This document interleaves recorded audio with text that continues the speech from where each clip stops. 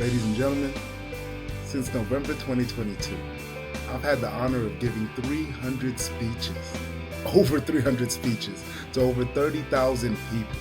And each year, it's about 100 speeches, and two or three of them are graduations, they're commencements, they're culmination addresses. And why this hits so close to home, my first ever speech, real speech, was at my culmination, my commencement from the University of Georgia, December 2012. And I'm gonna use this speech as an opportunity to help you write a speech for your graduation, for somebody else's graduation, one that will stick, one where people will walk away and say, I needed that. That's gonna stick with me. Whoa. Boy, let's get to it. So let's get comfortable. Let's get to writing your speech, or our speech. Few housekeeping things. Number one, please excuse the hot glue. I hot glued this to the wall when I was a teacher in my classroom. I never thought I'd wear this cap again, but here we are. Secondly, I thought I was going to show you clips of me speaking. December 2012, I was like, this is going to be emotional. This is going to be, ooh, I get to pull it up. I know they have it on UGA's website. And I started with 2025 and I started to scroll back like I'm going to be able to find my speech 2020, 2017. It stopped at 2015 like, buddy, you're old. I'm going to need you to relax. And I'm like, you know what? I'm going to take that L, but I'm not old. I'm older. I'm seasoned. I'm seasoned. So we don't get to necessarily see clips of what I did, but we get to reimagine and recreate. And what's so powerful is after all the experience, after all the years, all the speeches, now I can give you the same feeling, the same energy, but with a framework that's powerful. Because what I need to say over and over again so you understand it, one thing we believe here in the art of speaking with confidence, it's consistency over intensity. So that means the statistics that I share, the stories that I share, the strategies, the stamps that I share, I believe them. There is no perfect speech. The perfection comes from conviction. Conviction means a state free from doubt, where I've said this story, these things so many times, I'm not pretending, I'm being. The greatest thing that you can give somebody in a speech, in this interview, in this setting that matters is your authenticity. I'm authentic in a way that you can understand. The understanding will come from the framework. The authenticity will come from you and what you choose to share. The mess model, but the 4S speech writing guide, that's the framework. So starting off always with the mental hook, that'll be your statistic. That'll be the number that tells the collective story of the graduating class, of the people that we're here for in this moment. Then we go into the story. And this is the stories behind the numbers, the stories that speak to this big number that I'm talking about. And then we go into the strategy.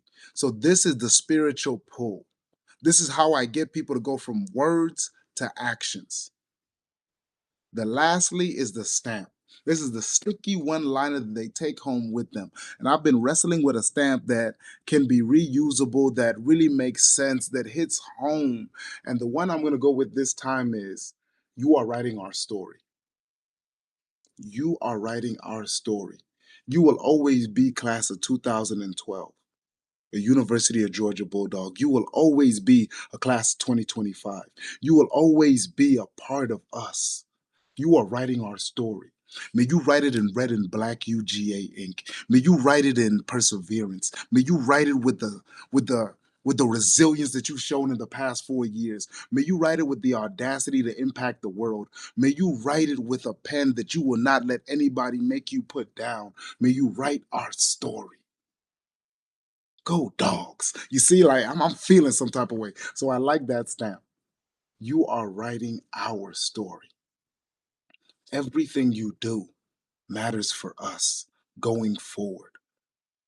That being said, let's not get stuck on the stamp. You see it. Let's not get stuck on the stamp. Let's go into the statistic. So now we're looking for our number. We're looking for the number that speaks to the graduating class. So what you want to do is go to the website for the university. I went to UGA. You want to look at the incoming when you were freshman, the senior year, all the different things. Since mine is such a long time ago, I looked up UGA and I saw the main number I could find is 2,265. Those are 2,265 that were eligible to graduate at that commencement ceremony. Arthur Blank was also our main speaker, Home Depot. I don't know why I was so irrationally confident that day. I told him, like, if you need any tips, you could talk to me. I'll help you out. He looked at me and laughed, and I laughed back, and I'm like, there's something wrong with me. But it was a good day. But that's the number I'm gonna use. I don't have to memorize or I don't have to pull all these other numbers individually to tell the collective story. I'm taking that number 2,265. Of the 2,265, if you are the first to graduate college in your family, give me one clap on three. One, two, three. Of the 2,265 that I am talking to that have earned a degree, if you are continuing a legacy of college graduates, give me one clap on three. One, two, three. If you had to work two or three jobs to get to this stage, of the 2,265, give me one clap on three. One, two, three. The incoming freshman class was 9,000, whatever that original number is. I want to learn that one too. And I'm going to juxtapose how many we have today to how many we started with. Some people are still fighting to get to where you've earned. So that's the statistic that will pull them in.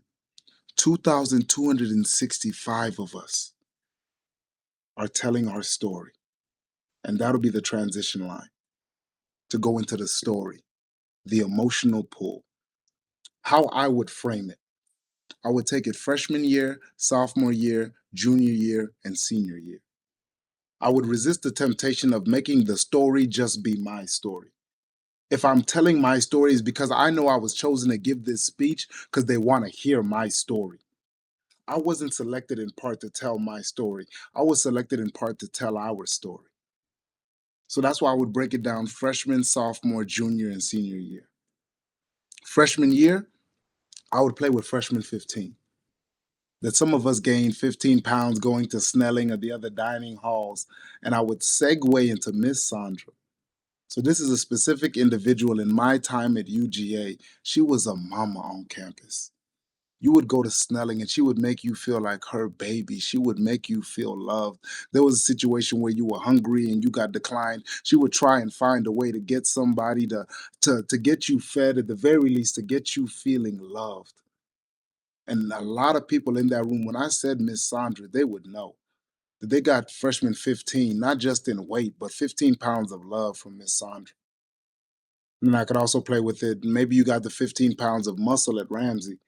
And then I speak to athletics. Maybe you got the freshman 15 pounds of stress because you took 15 credit hours when you know you should have taken 12 or 10. You caught a little humility freshman year. Speaking to freshman 15. Sophomore, I may call it sophomore slump, and it's like trying to figure out a major. Right? I went from biology to dietetics to psychology to this, until I found something worth struggling for, worth suffering for. Then I go to junior year. Maybe you had an internship here, or an internship here in Athens, internship in Atlanta, internship with the Atlanta Journal Constitution, like this person. Maybe you were a Rhodes Scholar. Maybe you earned this. So I start speaking to individual experiences that I know the class had. That would take a little bit more research if you want to speak to individual experience, or you could take something like a study abroad. That we had people go to Mexico. We had people go to Rome. We had people go to South America. We had people go to China. We had people, so speaking to these experiences. And then senior year is where I really try and bring it together. One thing I do know, if you are part of this 2,265, not only do you know what it's like to be those tacky individuals down in Gainesville, Florida. What do they call themselves? The Gators. They don't know what it's like to beat us in the past 2 years. University of Georgia football is low key a cult. So I get to bring in that cult like nature, that energy in the room, and that understanding of what I'm talking about. So that senior year, speaking to that, something, a moment that we can all celebrate together that we all know for your specific campus, for that middle school, for that high school, whatever it is. But then I'll go into endurance.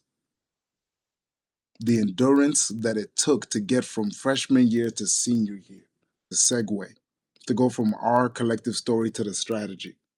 Of this 2,265, one thing we all have in common is passion. Passion comes from the Latin root pati, which means to suffer to endure. So not passion is in I'm good at this, or I like this, or I enjoy this. Passion is in this thing was worth suffering for. Some of you had to work 2 or 3 jobs to get to this stage and get this degree, and it was worth suffering for. Look around at the people you've made proud. Some of you had to started families and figured out, how do I be a mother? How do I be a father while still earning this degree? You suffered and it was worth it. You struggled and it was worth it. And my challenge to you is this: to continue to be passionate. When you leave this halls, you will always be writing our story. You will always be class of 2012. The story of your life is now our story. And may you write it with the same resilience that you wrote to get this degree. May you realize, as my father told me once, you go out into the world to impact it and not just be impacted by it. May you struggle to figure out, how do I use what I learned here to make the world better?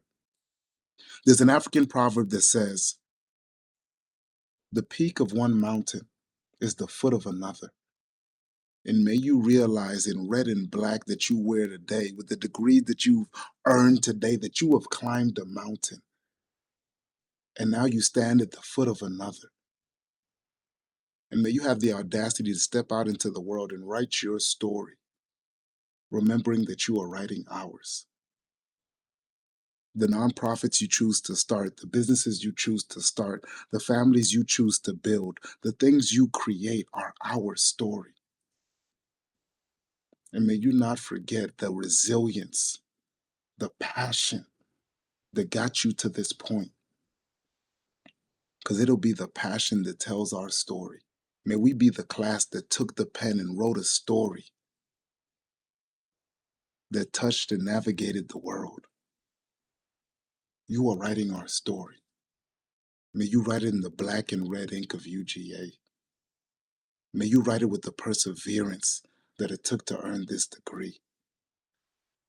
May you change the world. And may you do it.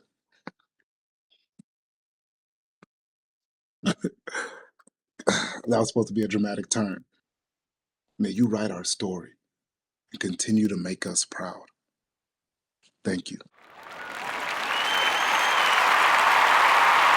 You see the framework.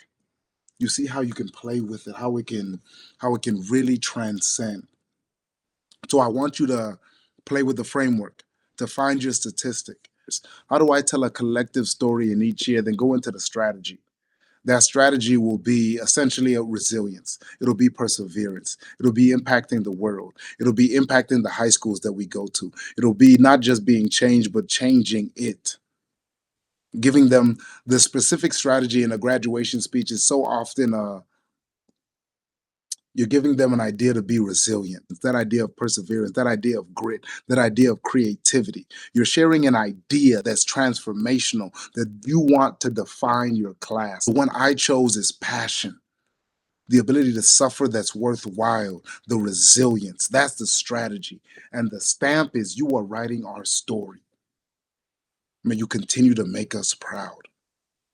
So play with it, be creative, and tell the collective story.